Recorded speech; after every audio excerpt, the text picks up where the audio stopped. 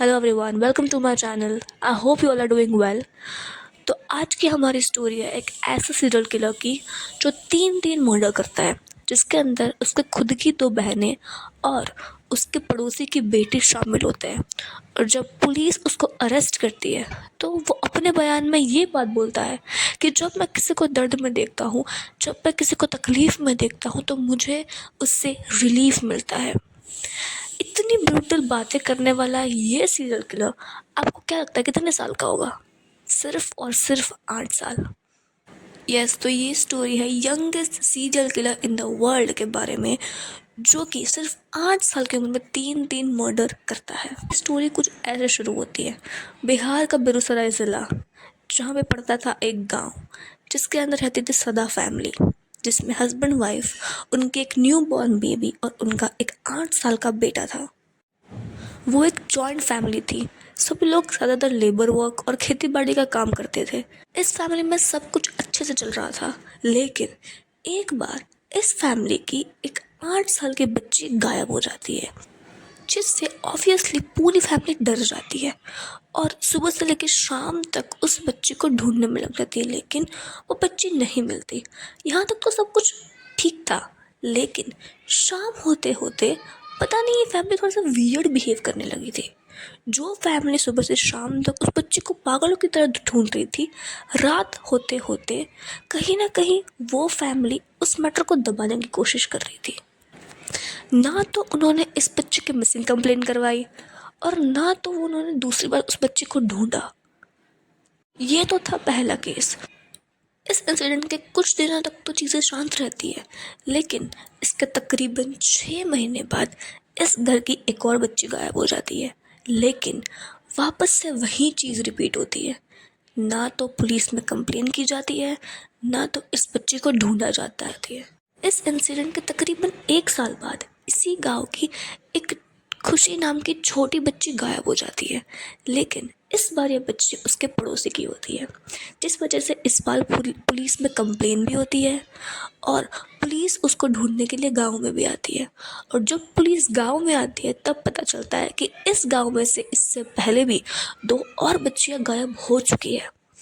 इसलिए पुलिस सीधी उस फैमिली के पास जाती है और उनसे पूछताछ करती है, लेकिन पुलिस को उस फैमिली से कोई भी सेटिस्फैक्ट्री आंसर नहीं मिलता है। लेकिन पुलिस के ज़्यादा जोर डालने पर उस फैमिली की एक लेडी अंदर जाकर अपने एक 8 साल के बच्चे को पुलिस के सामने लेके आती है और उनसे कहती है कि आपसे जो कुछ पूछना है आप इस बच्चे से पूछिए। पुलिस को लगता है कि ये छोटा सा 8 साल का बच्चा क्या बताएगा, लेकिन फिर भी पुलिस उससे पूछती है, क्या तुम किसी को जानते हो? बच्चा कुछ नहीं बोलता, सिर्फ और सिर्फ एक वियर्ड सी स्माइल देता है। पुलिस एक और बार उससे पूछती है, क्या तुम खुशी को जानते हो? क्या तुमने उसे कहीं देखा है? बच्चा अगेन एक वियर्ड सा स्माइल देता है और चुप रहता है। पुलिस को लगता है कि शायद वो कुछ नहीं जानता और पुलिस वहाँ से जाने लगती है। तभी वो बच्चा पुलिस को रोकता है और उन्हें कहता है कि मैं तुम्हें बताऊंगा खुशी कहाँ है, लेकिन अगर तुम मुझे एक बिस्किट का पैकेट दो तो ही। इतना सुनते ही पुलिस उस बच्चे से और सवाल पूछने लगती है, लेकिन बच्चा सिर्फ एक ही लाइन रिपीट करता है कि मैं तुम्हारे हर सवाल का जवाब दूंगा अगर तुम मुझे एक बिस्किट का पैकेट दोगे तो ही। पुलिस उस बच्चे को एक बिस्किट का पैकेट देती है। तब जाके वो बच्चा बोलता है कि मैंने खुशी को सुला दिया। इतना सुनते ही सब शॉक में आ जाते हैं। तुमने उसे कहाँ सुलाया, हमें बताओगे?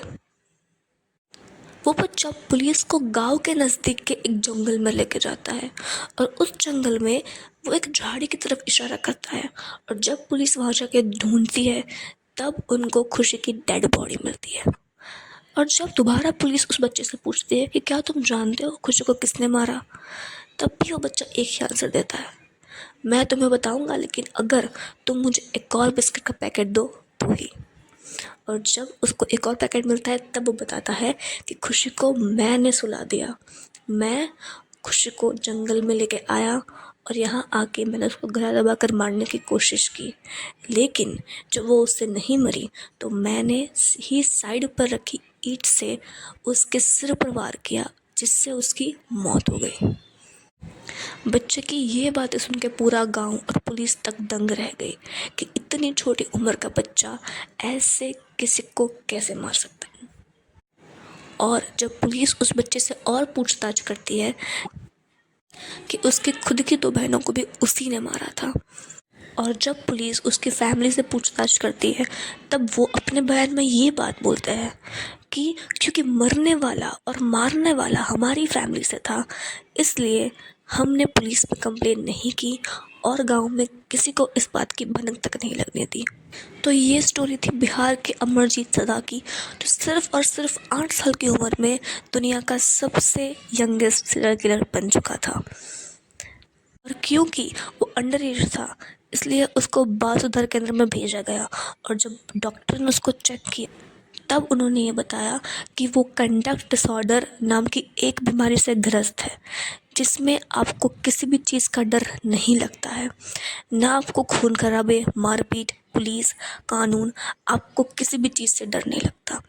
तो वो 8 साल का बच्चा जो भी करता है कहीं ना कहीं उस बीमारी की वजह से करता है। तो उसको खुद पता नहीं होता कि वो क्या कर रहा है।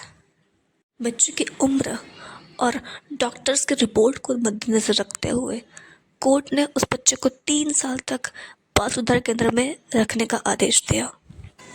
और आज के दिन में वो बच्चा कहाँ है, कहाँ घूम रहा है, किसी को नहीं पता।